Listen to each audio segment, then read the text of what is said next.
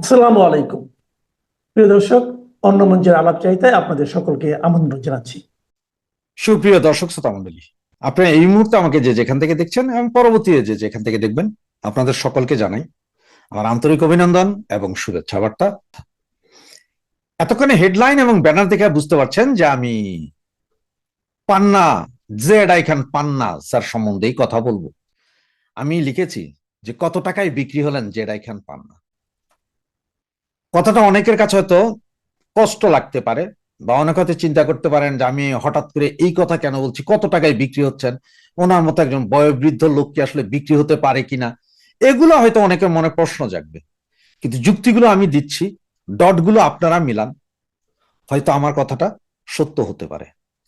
Just একটু যদি চিন্তা করেন, এই Z I Khan Panna sir, যিনি আজকে শেখ হাসিনার বিরুদ্ধে যে হত্যা মামলা, গুম, হত্যা, এই সমস্ত মামলা, যে ভুয়া মামলাগুলো হয়েছে, সেই ভুয়া মামলাগুলোর জন্য উনি রাষ্ট্রনিযুক্ত আইনজীবী হিসেবে নিযুক্তি পেয়েছেন।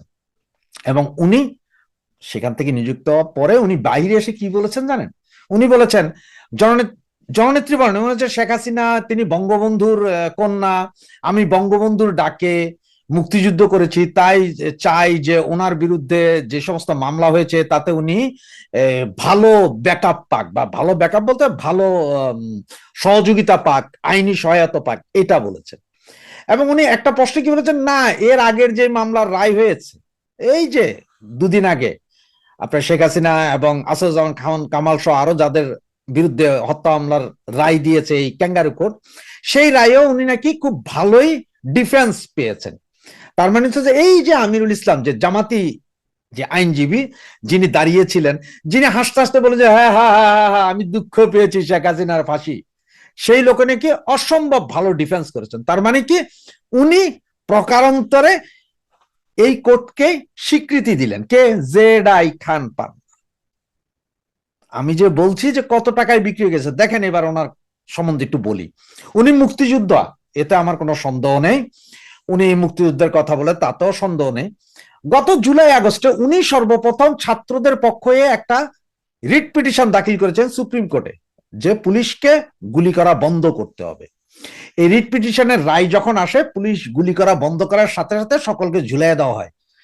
পুলিশ হত্যাকাণ্ডে যতজন আছে সবাইকে ঝুলাই দেওয়া হয়েছিল, কিন্তু এই বন্ধ, গুলি করা বন্ধ করা দরকার নেই। সারা দেশের সন্ত্রাস চলছে, গুলি করতে পারবে না পুলিশ, পুলিশ মারবে, গুলি করতে পারবে না, এই ছিল ওনার জিনিস। এবং উনি এরপরে 5ই আগস্ট, জুলাই আগস্টের পর থেকে উনি কখনো একটু মুক্তিযুদ্ধের কথা, কখনো এক চিমটি স্বাধীনতার কথা বলে ওনার বিরুদ্ধে একটা মামলা হইল।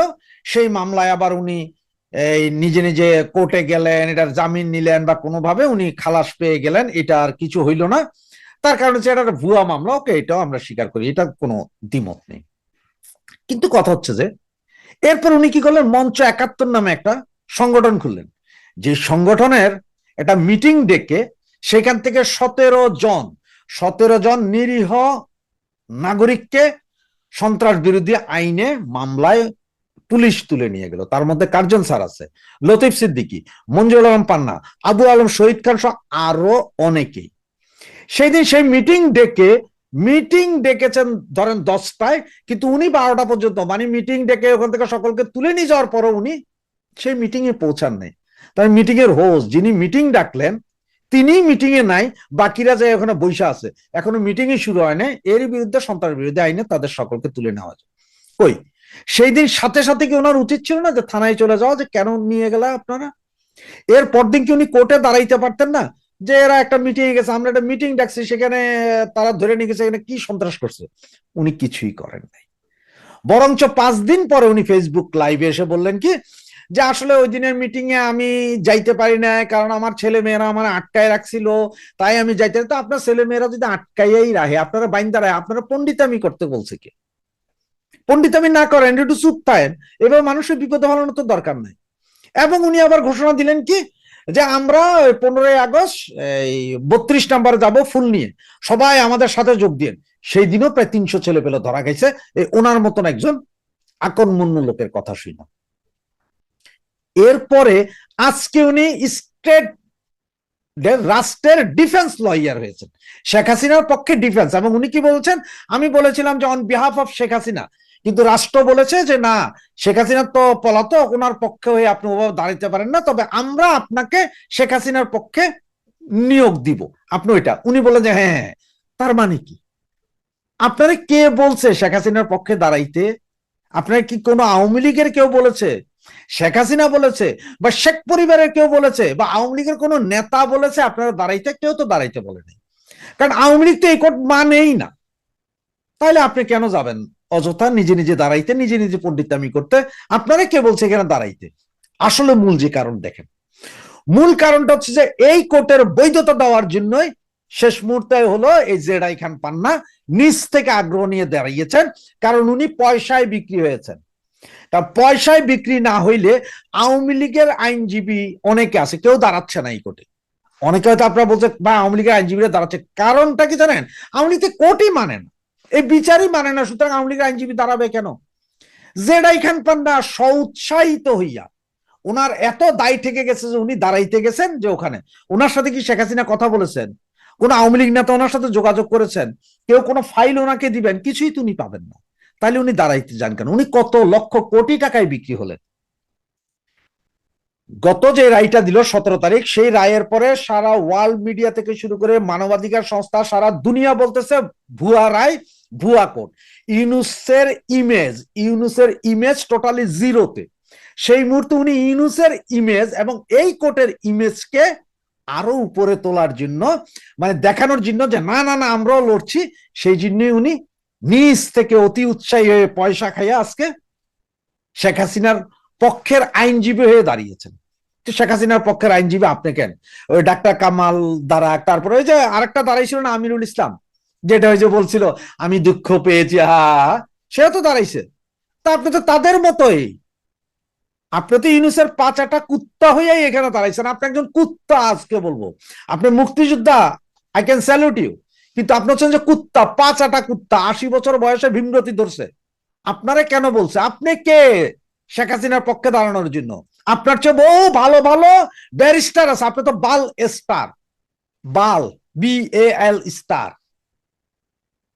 ওই যে আমরা বলি চুল, নিচে বলে বাল, সেই বাল স্টার আপনি। আপনারা কে বলছে দাঁড়াইতে?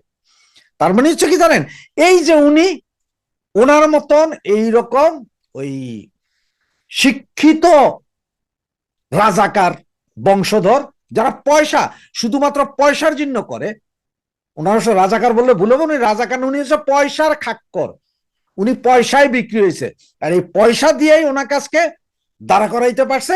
এবং উনি শেখ হাসিনার বিরুদ্ধে আগের যে রায়, সেইটাও বৈধতা দিলেন কিভাবে? উনি যে আগেও শেখ হাসিনার বিরুদ্ধে আগে যে রায় হয়েছে, সেই রায়ে যে স্টেট লয়ার ছিলেন, তিনি ভালো ডিফেন্স করেছেন।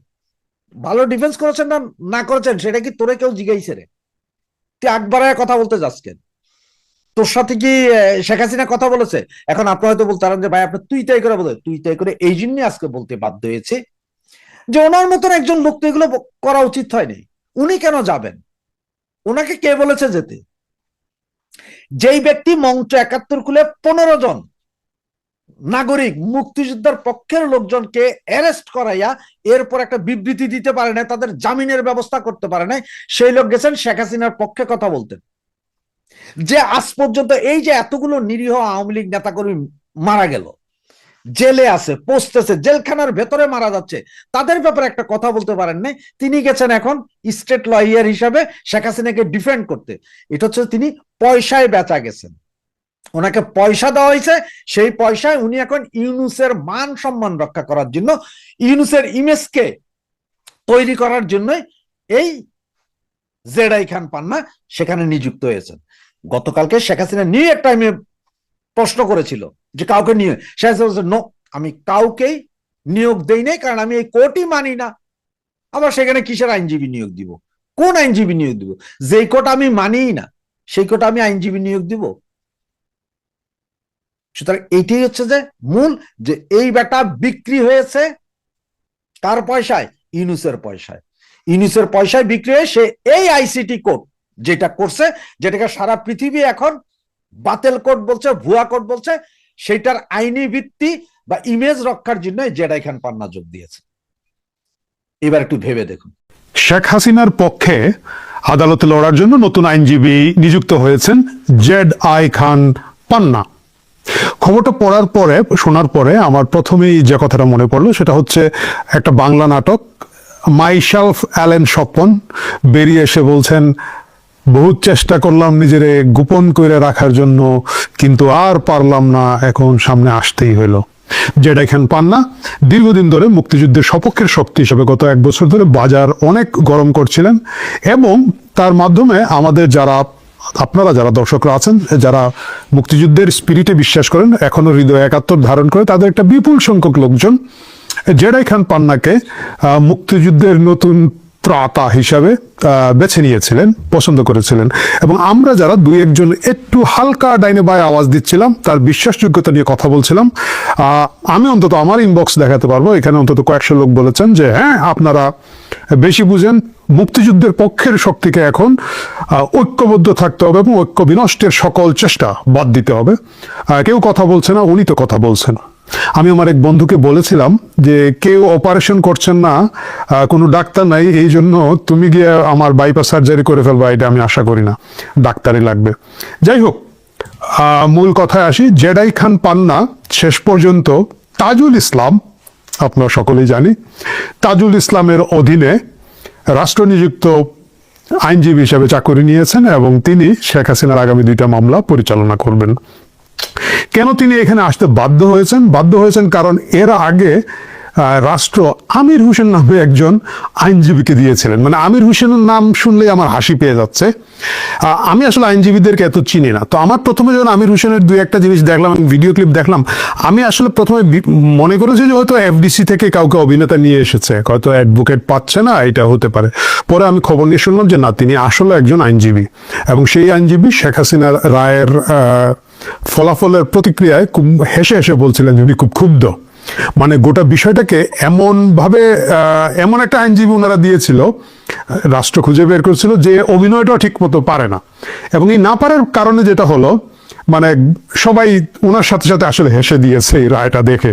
মানে রায়ের প্রক্রিয়া প্রসেস দেখে, রায় নিয়ে আমার কোনো কথা নাই, আদালত দিয়েছেন, সেটা ভিন্ন আলাপ, কিন্তু যে প্রক্রিয়া প্রসেস এবং ওনার হাসির সাথে সাথে সবাই হেসে দিয়েছেন। এই হাসার পরে যেটা হয়েছে, বিশ্বর যে প্রভাবশালী মানবাধিকার সংস্থাগুলো তারা পর্যন্ত মুচকি এসে বলছে একটু কম করলে হয় না। যেমন ধরেন অ্যামনেস্টি ইন্টারন্যাশনাল বা হিউম্যান রাইটস ওয়াচ, তারা কিন্তু বিবৃতি দিয়েছে, উদ্বিগ্ন হয়েছে এবং তারা এই বিচারের প্রক্রিয়াটা নিয়ে প্রশ্ন তুলেছে। খুব স্বাভাবিক এই প্রশ্নটা তারা তুলেছে। এই সময় এসে যার কারণে যারা এই তাজুল ইসলাম গং, মানে ডাইনে জামাতি বায়ে জামাতি, তাদের প্রয়োজন পড়ে গেছে একজন আইনজীবী নিয়োগ করার জন্য, যিনি দেখতে, কথায় এবং পরিচয় নন জামাতি হিসেবে আমরা সকলেই চিনি। এবং সেইখানে মাইসেলফ অ্যালান স্বপন বহুত দিন পরে পরিচয় গোপন রাখার চেষ্টা শেষ করে জেডাই খান পান্না স্বপ্রণোদিত হয়ে গিয়ে এই চাকুরিটা নিয়েছেন। এই চাকুরিটা নেওয়ার মাধ্যমে তিনি তার চেহারা ব্যবহার করা হবে এটা বোঝানোর জন্য যে উনি একজন মুক্তিযুদ্ধের সপক্ষের শক্তির লোক, জান প্রাণ দিয়ে উনি শেখ হাসিনার পক্ষে মামলা লড়বেন। এবং উনি প্রাথমিক প্রতিক্রিয়া বলেছেন যে শেখ হাসিনা এত অসহায়, সেই অসহায় শেখ হাসিনাকে উদ্ধার করার জন্য তার পক্ষে উনি আগ্রহ ভরে এই মামলায় গিয়েছেন।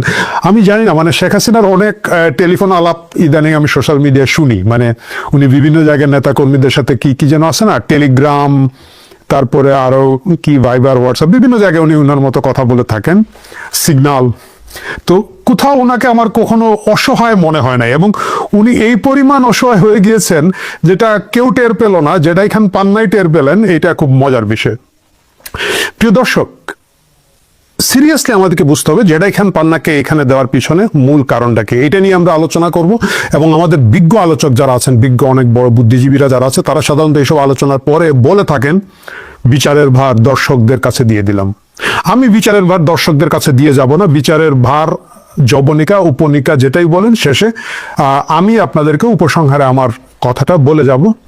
এই কথাগুলো আমি গত আগস্ট মাসে যখন প্রথম সোশ্যাল মিডিয়ায় বলেছিলাম যে জেডাই খান পান্নাকে উপরে ভরসা করা ঠিক হচ্ছে না আমাদের, তখন অনেকেই আপনারা বকা দিয়েছিলেন। আমি জানি না সে বকা দেওয়ার লোকজন এখন এই ভিডিওটা দেখছেন কিনা, দেখলে আপনাদের প্রতিক্রিয়াটা কি, যদি সেটা ভালো বা খারাপ যাই হয় কমেন্ট বক্সে জানিয়ে দেবেন।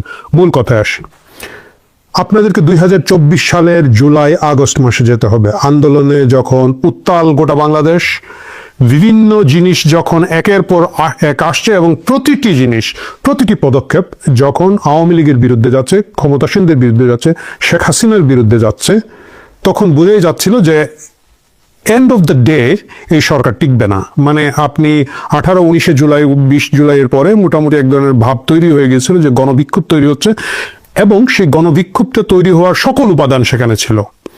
আপনি দেখবেন যে ছোট বাচ্চাদেরকে মারা হচ্ছে, মানে একেবারে যাকে মারলে আমার আপনার হৃদয়টা কেঁপে উঠবে, আপনি তাড়না বোধ করব যে এটা প্রতিরোধ করতে হবে, এখানের জন্য আমাদেরকে কথা বলতে হবে, নামতে হবে।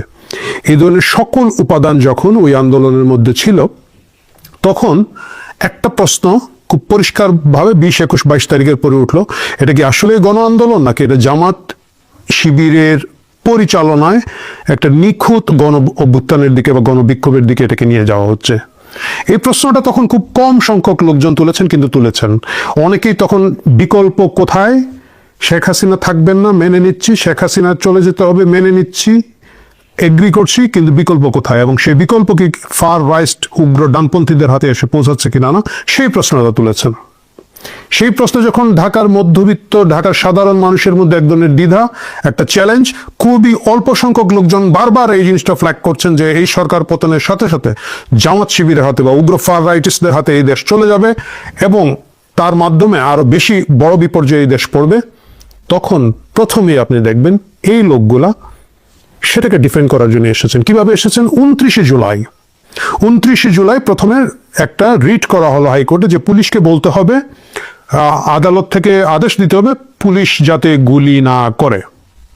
প্রিয় দর্শক, আইন সম্পর্কে যাদের ন্যূনতম ধারণা আছে তারা জানেন আদালত কখনোই এই ধরনের একটা আদেশ দিতে পারেন না, কারণ পুলিশের আইনে আছে পুলিশ প্রয়োজন বোধ করলে, পুলিশ যদি জননিরাপত্তার প্রয়োজন মনে করে, কোথাও যদি আক্রমণ ঠেকাতে হয় তাহলে সে গুলি করতে পারবে। তার একটা প্রসেস প্রক্রিয়া আছে, কিন্তু তাকে আপনি একেবারে চোখ বেঁধে বলে দিতে পারবেন না যে কোনো অবস্থাতে সে গুলি করবে না। তখন কিন্তু গোটা বাংলাদেশে পুলিশ মেরে ঝুলিয়ে রাখা শুরু হয়ে গিয়েছে, বিভিন্ন জায়গায় আক্রমণ শুরু হয়েছে। এর আগে আমরা দেখেছি ভয়ঙ্করভাবে বিটিভি ভবন, সেতু ভবন পুড়িয়ে দেওয়া হয়েছে, মেট্রো রেল পুড়িয়ে দেওয়া হচ্ছে, বিভিন্ন ধরনের উপাদান তৈরি হয়ে গিয়েছে, এবং পুলিশ বিভিন্ন জায়গায় গুলি করার ব্যাপারে তাদের যে হাত পা বেঁধে দেওয়ার যে উপায়, সেটা আদালতের আসলে নাই, আদালত পারে না। এটা যখন সাধারণ মানুষ জানেন, এটা আইনজীবীরাও জানেন, কিন্তু তারপরও জেডাই খান পান্না, তারপরে ধরেন মঞ্জুর আল মাতিন, তারপর সারা হোসেন ছিলেন, খুব সম্ভবত অনিক হক বা অভিক হক নামে একজন ব্যারিস্টার আছেন, ওনারা ছিলেন। ওনারা আদালতে গিয়ে রিট করলেন। রিট করার মূল কারণটা হচ্ছে, মূল সিগন্যালটা দেওয়ার কারণটা ছিল যে প্রো 71 মুক্তিযুদ্ধের পক্ষে শক্তি, বীর মুক্তিযোদ্ধা জেডাই খান পান্নার মতো লোকজন এই আন্দোলনের সামনে আছেন, তারা এই আন্দোলন করছেন, এবং বাইরে যারা বারবার বলছিলেন যে এটার পিছনে জামাত শিবিরের একটা সুদূর প্রসারী পরিকল্পনা এবং প্ল্যান ওয়াইজ আন্দোলনটা হচ্ছে, তাদেরকে তখন ডিমোরালাইজড করে দেওয়া বা তারা যে সিগন্যালটা পাবলিকের কাছে দিচ্ছিলেন সেই সিগন্যালকে বাতিল করে দিল এই জেডাই খান পান্নার মতো লোকজন যখন সেখানের মধ্যে গেলেন। কারণ এর আগ পর্যন্ত যত লোকজন একটু দ্বিধার মধ্যে ছিল, জেডাই খান পান্নার মতো বীর মুক্তিযোদ্ধা অ্যাডভোকেটকে দেখার পরে লোকজন ভাবলো যে না, এই আন্দোলনে আসলে মুক্তিযুদ্ধের পক্ষে শক্তিরাই আছে, এখানের মধ্যে জামাত শিবির নাই। শুধুমাত্র এই এজেন্ডা বাস্তবায়ন করা ছাড়া এই রিটের আর আসলে কোনো কারণ ছিল বলে আজকে 1 বছর পরে যদি আপনি পর্যালোচনা করেন, ঠান্ডা মাথায় করেন, আপনি দেখবেন যে নাই। কারণ ওনারা যে রিটটা নিয়ে গিয়েছেন তারা জানতেন যে আদালতের পক্ষে এই আদেশ দেওয়া সম্ভব নয়, তারপরে তারা গিয়েছেন তাদের চেহারা দেখানোর জন্য। শুরু হলো সেই 29 জুলাইয়ের সেই রিট, সেটা অবভিয়াসলি গেল, এবং তারই ধারাবাহিকতায় 5 আগস্ট আসলো। আমি সেই আলাপে আপনাদের সাথে না যাই, মায়ের কাছে মাসির গল্প করে লাভ নেই, আপনারা আমার চেয়ে ভালো জানেন। যাই হোক, তার পরবর্তীতে কি হলো দেখেন। তার পরবর্তীতে সারা বাংলাদেশে শেখ হাসিনা সরকার পড়ে যাওয়ার পরে মূল ব্যবসা যেটা শুরু হলো, এটা হলো মামলাবাজির ব্যবসা। সবাইকে দোষর বানানো হবে, হত্যা মামলা দেওয়া হবে, 200-300 করে এক একটা মামলায় আসামি। এই আসামিগুলা কারা করে? এই যে বৈষম্য বিরোধী ছাত্র আন্দোলনের কিছু নেতাকর্মী, যেগুলো এখন কিছু কিছু এনসিপিতে আছে, কিছু এনসিপির বাইরে আছে, এরা করছে। এদের কেউ কেউ আবার নিজে আহত, সে একই মামলা করছে যে একবার সে চিটাঙ্গে আহত হয়েছে, পরের দিন সে নাকি শ্যামলীতে আহত হয়েছে, 2 জায়গায় চোখ হারাইছে বা পা হারাইছে। মানে একদম বাটপাটি শুরু হয়ে গেল। 300 লোককে আসামি করা হয়। 1 লাখ টাকা করে যদি নেওয়া যায় এদের কাছ থেকে, সবার কাছ থেকে তো নেওয়া যাবে না, ধরেন 100 লোকের কাছ থেকে নেওয়া গেলে এক একটা মামলার ভ্যালু দাঁড়ায় 1 কোটি টাকা মিনিমাম। এই এদের চাঁদাবাজির বাইরে আমরা দেখলাম আমাদের বিএনপির লোকজনও কিন্তু এইসব চাঁদাবাজি মামলাবাজির মধ্যে, এবং বিভিন্ন ধরনের সিস্টেম শুরু হলো। যিনি নিহত হয়েছেন তার পরিবার হয়তো খুব গ্রামে থাকেন, খুব প্রত্যন্ত অঞ্চলে ভোলা বা নর্থ বেঙ্গলের কোন একটা জায়গায় থাকেন, তার কাছ থেকে গিয়ে কাগজপত্র এনে, এবং বাদীরা বলছেন আমরা তো কাউরে চিনি না। এই ব্যবসাটা শুরু হলো। এই ব্যবসার ধারাবাহিকতায় মামলা হলো, একটা মামলা মেরাদিয়ায়, সেখানে 21শে অক্টোবর তারিখে 2024-এর মামলা হলো, মুখস্থ একটা 300 লোকের মার্ডার কেস। সেখানে জেডাই খান পান্নার নাম চলে আসলো। আমরা হা হা হু হু করে উঠলাম, রিডি করে উঠলাম, হায় হায় করে কি সর্বনাশ। প্রিয় দর্শক, আপনারা জিনিসটা খেয়াল করে দেখবেন, যখন এই ধরনের হত্যা মামলা হয়েছে, যার নাম এসেছে, যাকে দেখা গেছে তাকে গ্রেফতার করেছে এবং কাউকে জামিন দেয় নাই। ব্যতিক্রম জেডাই খান পান্না। আমি বলছি না যে অন্যদেরকে জামিন দেওয়া হয় নাই বলে ওনাকে জামিন দেওয়া উচিত হয় নাই, মোটেও তা বলছে না। আমি বলছি ওনার জামিন পাওয়াটা অধিকার, এবং বাকিদেরও অধিকার ছিল, তারা বঞ্চিত হয়েছেন। জেডাই খান পান্না ভাগ্যবান, উনি জামিন পেয়েছেন, খুব ভালো কথা। সেই জামিনের আবেদনের আইনজীবীকে আপনারা যদি একটু খুঁজে দেখেন, যে অনেকগুলো আইনজীবীর নাম আছে, খুব ইন্টারেস্টিং নাম আছে। শিশির মনির। শিশির মনিরকে আপনারা চিনেন? বাংলাদেশ ইসলামী ছাত্র শিবিরের ঢাকা বিশ্ববিদ্যালয় শাখার সাবেক সভাপতি, যিনি একজন খুব প্রথিতযশা আইনজীবী এবং খুব ইন্টারেস্টিং মামলা করে থাকেন। যেমন ধরেন আবরার হত্যা মামলায় উনি স্পেসিফিক 5 জন আসামির পক্ষে মামলা লড়েছেন, ছাত্রলীগের 5 জন, যাদের 5 জনের মধ্যে প্রধান আসামি যে সে আবার 5ই আগস্টের পরে গোপনে কারাগার থেকে তাকে বের করে দেওয়া হয়েছে, 6 মাস লুকিয়ে রাখা হয়েছিল। এই প্রশ্নগুলো আমরা অনেকবার করেছি, অনেক আলাপ এসেছে। আবরার হত্যার সাথে শিবিরের সংশ্লিষ্টতা নিয়ে যৌক্তিক প্রশ্ন উঠেছে বারবার। মানে ছাত্রলীগ তো মেরেছে, কিন্তু ছাত্রলীগের কতগুলো গুপ্ত শিবির ছিল, সেই প্রশ্নগুলো এসেছে। সেই শিশির মনির জেডাই খান পান্নার আইনজীবী। জেডাই খান পান্না নিজে একজন খুব প্রথিতযশা আইনজীবী, এবং তিনি আইন ও সালিশ কেন্দ্র, ব্লাস্ট, এইরকম বড় বড় আইনজীবী প্রতিষ্ঠান যেগুলোতে ধরেন কয়েকশো আইনজীবী হয়তো কাজ করে থাকেন, ওনার নিজের একটা বড় চেম্বার, সেখানে অনেক আইনজীবী। ওনার সিনিয়র অ্যাডভোকেটদের মধ্যে অধিকাংশই ওনার বন্ধু বান্ধব, ভালো ভালো আইনজীবীরা, খ্যাতিমান আইনজীবীরা। তিনি নিজেও একজন খ্যাতিমান আইনজীবী।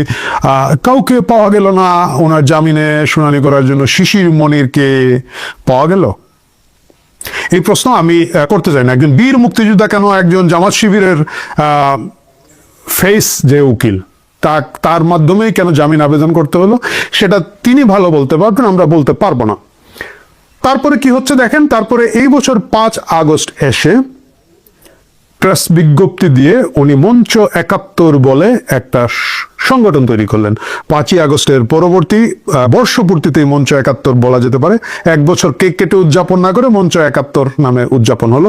এর আগ পর্যন্ত জেডাই খান পান্না একজন ভিকটিম, মুক্তিযুদ্ধের পক্ষের শক্তি, মুক্তিযুদ্ধের খুবই বড় ভয়েস হিসাবে উনি একদম একের পর এক মিডিয়া অ্যাপিয়ারেন্স, একের পর এক ইউটিউব অ্যাপিয়ারেন্স, টক শো করে টোরে একটা ব্যাপক কে দেবে আশা, কে দেবে ভরসা, কে দেবে কি আছে না সিরাজউদ্দৌলার ডায়লগের মতো, সেই ডায়লগের মাঝখানে আমরা পেলাম মুক্তিযুদ্ধের সপক্ষের শক্তি এই মাত্র আছেন বাংলাদেশে একজনই, জেডাই খান পান্না।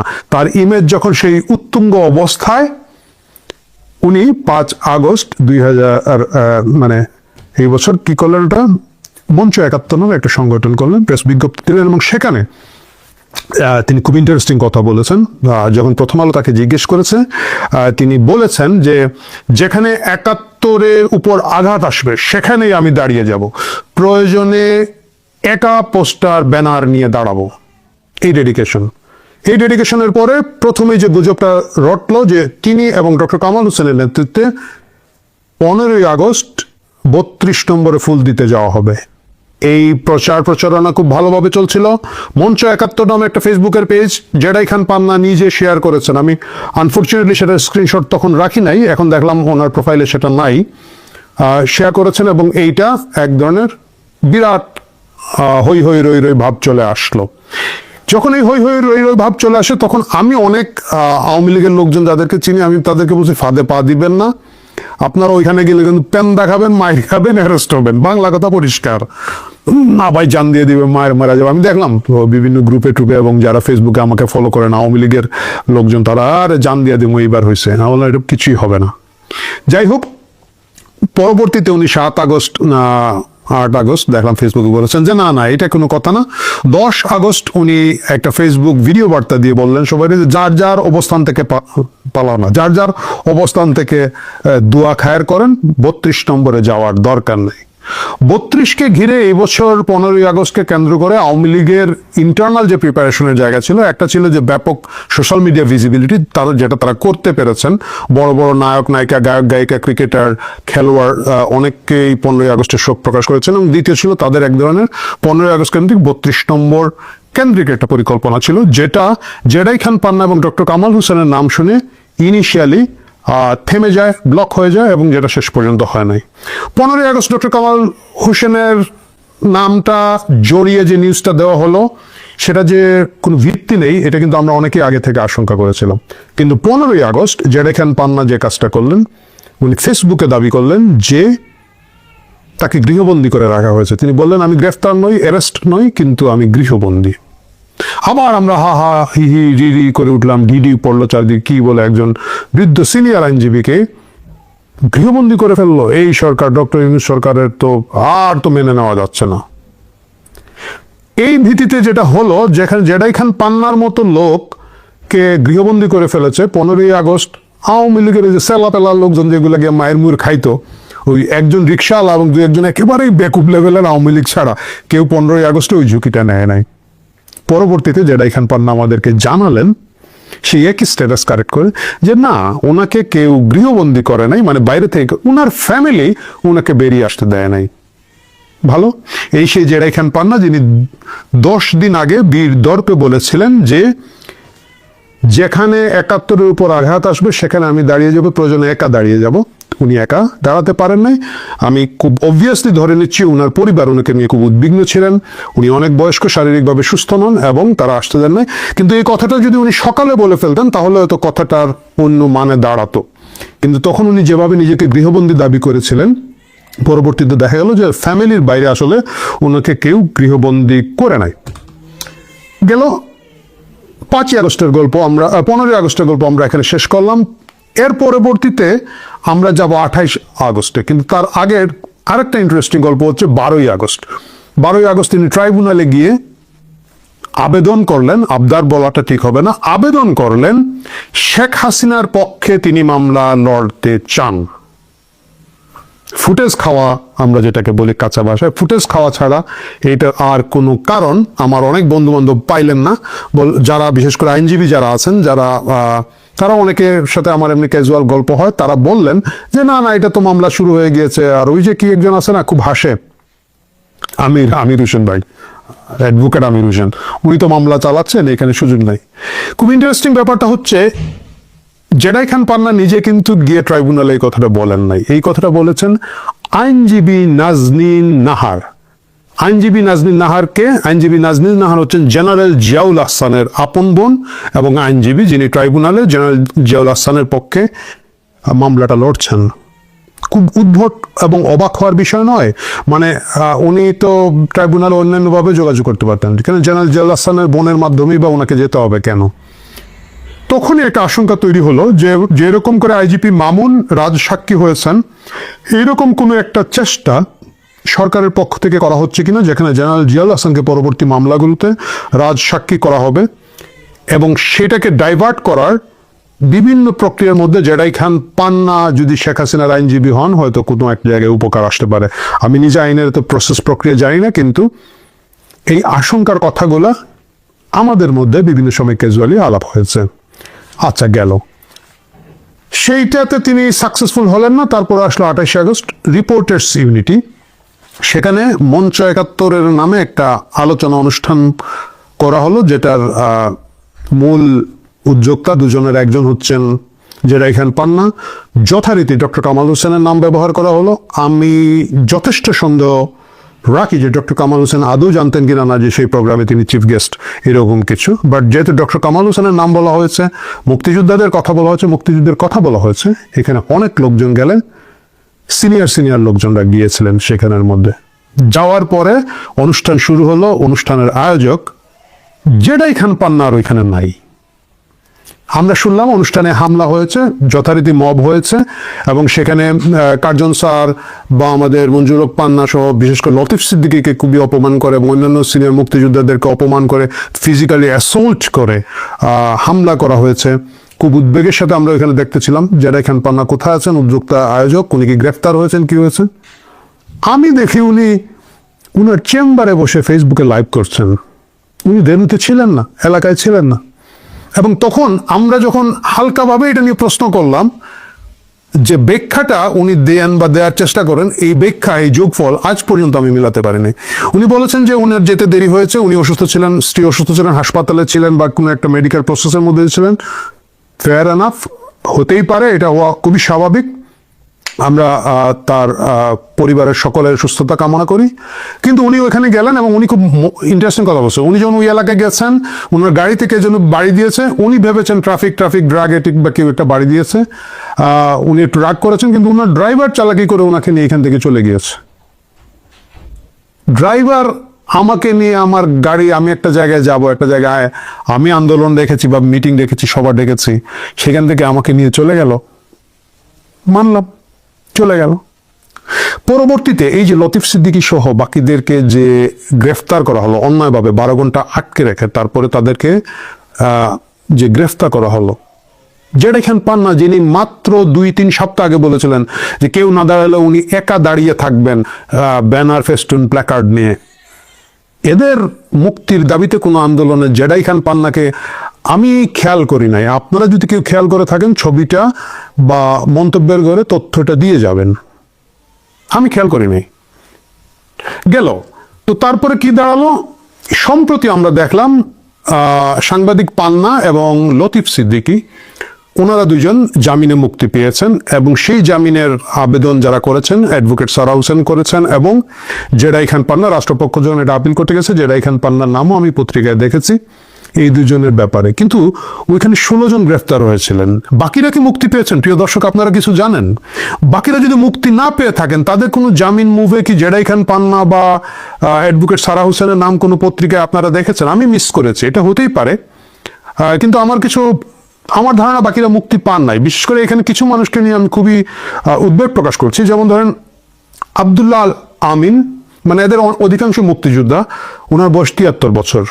কাজী এটিএম আনিসুর রহমান 81 বছর বয়স, জাকির হোসেন 74 বছর বয়স, তৌসিফুল বারি খান 72 বছর বয়স এবং মহিউল ইসলাম 64 বছর বয়স। সিনিয়র মোস্ট সিটিজেন 81 বছর, 73 বছর, 74 বছর বয়স্ক লোকজন এখনো কারাগারে আছেন, যাদের একমাত্র অপরাধ ছিল জেডাই খান পান্নার আমন্ত্রণে ঢাকা রিপোর্ট সার্ভিসের নেতৃত্বে যাওয়া। লতিফ সিদ্দিক মুক্তি হয়েছেন, স্বাগত জানাই। সাংবাদিক পান্না মুক্ত হয়েছেন, স্বাগত জানাই। এদের মুক্তির পিছনে জেডাই খান পান্না ভূমিকা রেখেছেন, স্বাগত জানাই। একই সাথে প্রশ্ন রাখতে চাই, শেখ হাসিনা, অসহায় শেখ হাসিনার মামলা লড়ার আগে এই যাদের নাম বললাম, যাদের বয়স 70-80, তাদের অসহায়ত্ব কতটুকু জেডাই খান পান্নারা ফিল করেছেন, কতটুকু মুক্তির চেষ্টা করছেন, কতটুকু আন্দোলন গড়ে তুলছেন, কতটুকু কথা বলছেন, এই প্রশ্নগুলা করার প্রয়োজন আছে। নাকি আমরা জানি গ্রাম অঞ্চলে ঘুঘু শিকার করতে হয়, ঘুঘু শিকার করতে হলে একটা পোষা ঘুঘুকে বেঁধে রাখে খাঁচার মধ্যে, সেই ঘুঘু ডাকে এবং বাকি ঘুঘুরা সেই ডাকে সাড়া দিয়ে এসে খাঁচায় পড়ে যায়। মানে আপনি কাক বেঁধে রেখে ঘুঘু শিকার করতে পারবেন না। আপনি মুক্তিযোদ্ধা গ্রেফতার করতে হলে মুক্তিযোদ্ধাকে খাঁচায় রেখে, মুক্তিযোদ্ধা না, ঘুঘুকে খাঁচায় রেখে ঘুঘু দিয়ে ডেকে ঘুঘু শিকার করতে হবে। প্রিয় দর্শক, এই প্রশ্নগুলো, এই আলাপগুলা খুব কমফোর্টেবল আলাপ নয়, এই আলাপগুলা খুব আনন্দদায়ক আলাপ নয়। এই আলাপগুলো আসলে কেউ কারোর সঙ্গে করতে পছন্দ করে না, আমি নিজেও পছন্দ করি না।